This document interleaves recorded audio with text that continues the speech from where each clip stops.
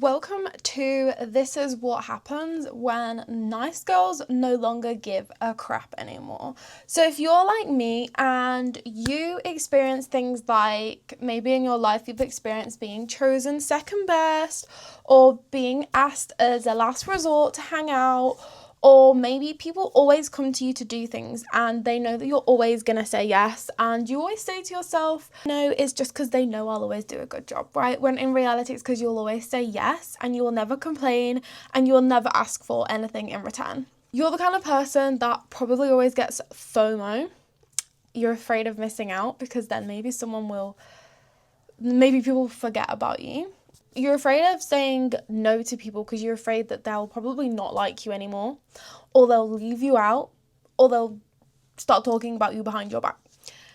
If you're like that, then that used to be me. I used to be afraid of, number one is negativity. I used to be absolutely so scared of people being mean to me, people telling me off, essentially being shouted at.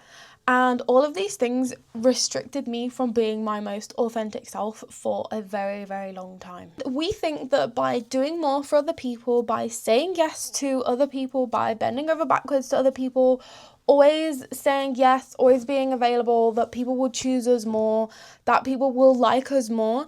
And in reality, it actually just puts us more and more and more to the back of the queue, to the back of the race, and actually less respected and less liked. So it actually goes against what our survival mechanisms are trying to help us have. And this usually happens, if you're like me, if there's been any situations in your life where you have been rejected or told off or overly punished, or someone has essentially just been mean to you for a very long time, even if it's something that you don't even realize is like a bad event. So for example, for me, I was never actually, like, from my conscious mind, I was never actually like bullied or was really mean to. Neither of my parents were like this, nothing like that.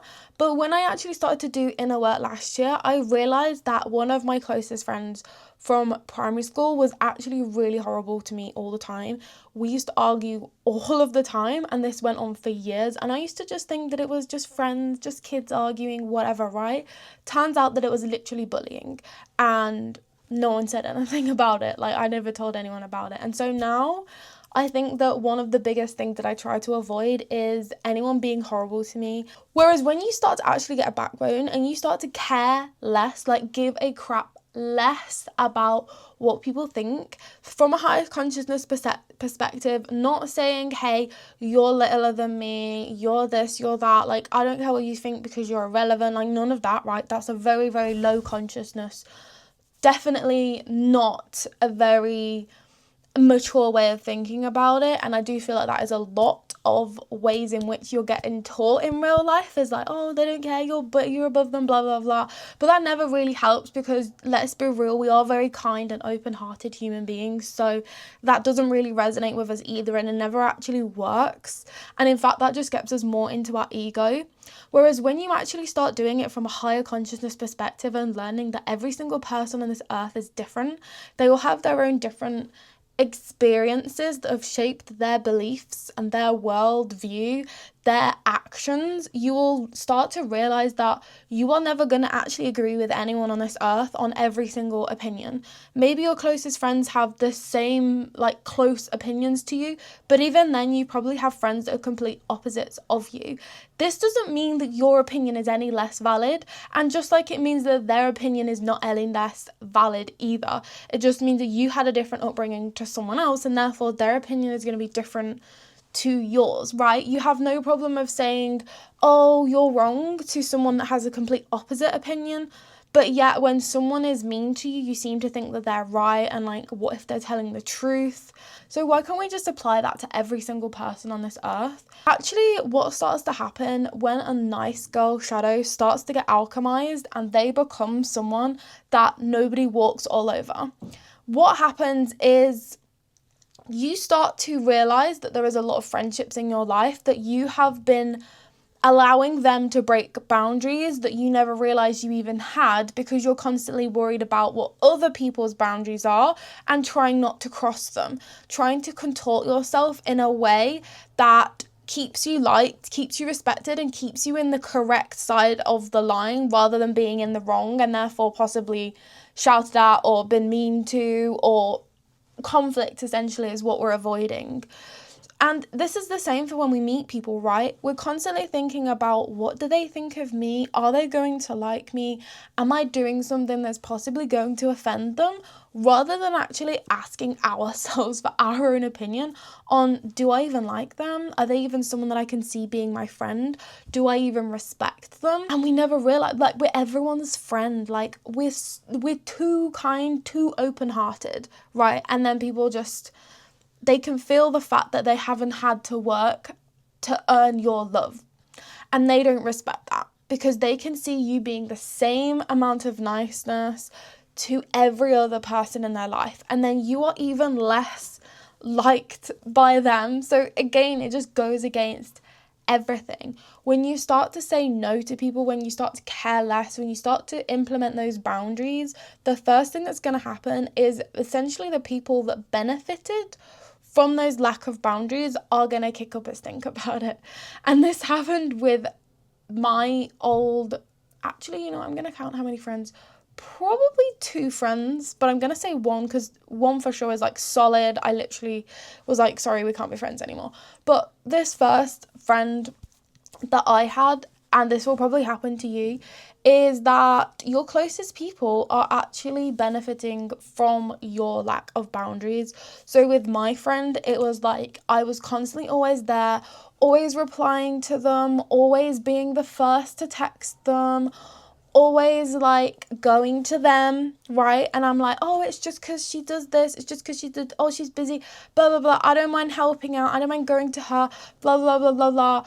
And you'll see that a lot of the things that we say is like, oh, I just don't mind doing it.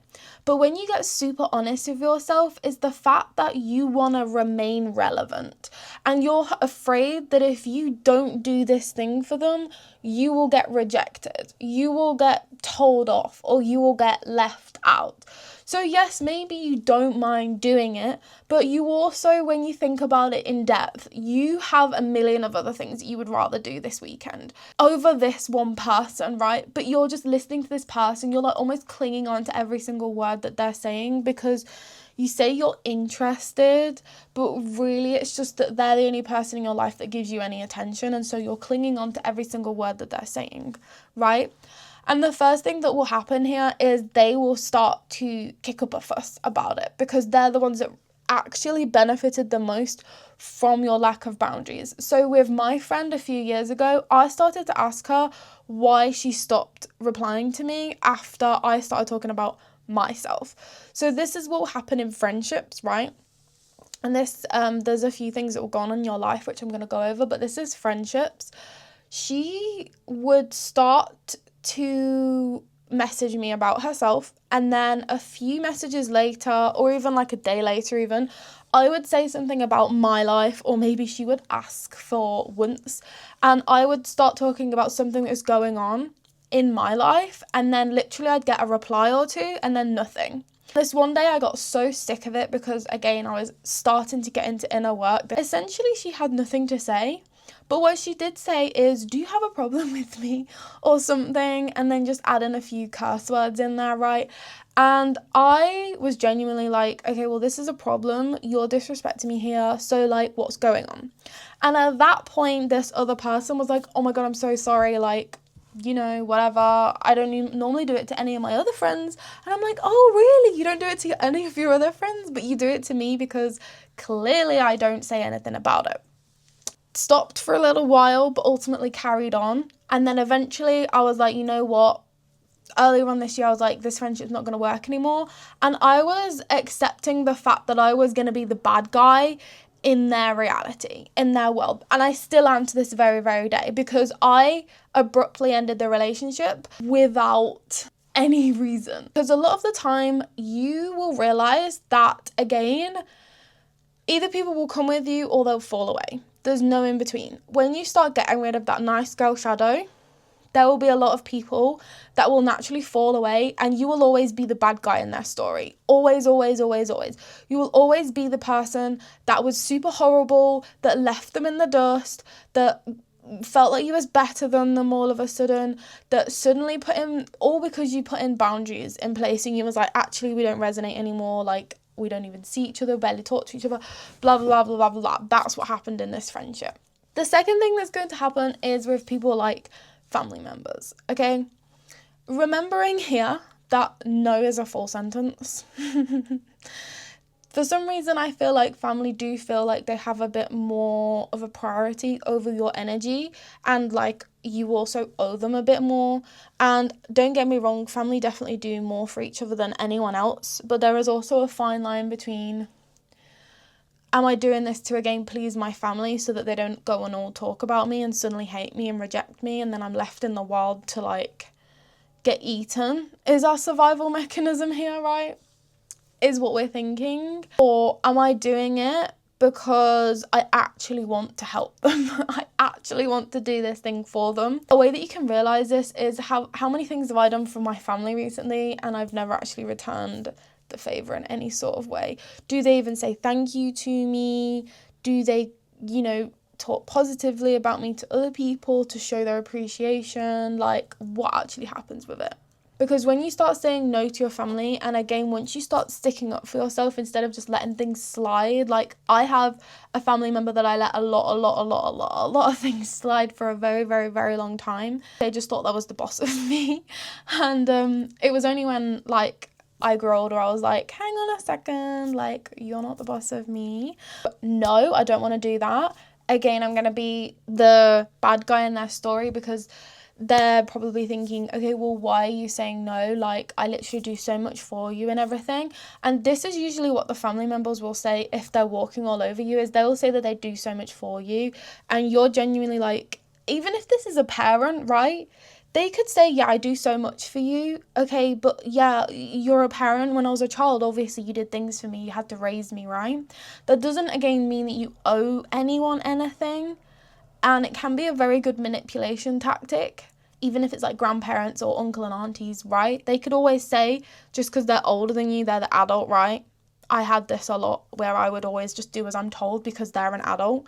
And then realising that actually, even when I'm an adult, they still would act like that, like they're the adult, even though I'm literally nearly 30 now. So just so you know, it never actually gets better because they will always see themselves as like the boss of you until you actually get some self-respect and a backbone and start saying things like no.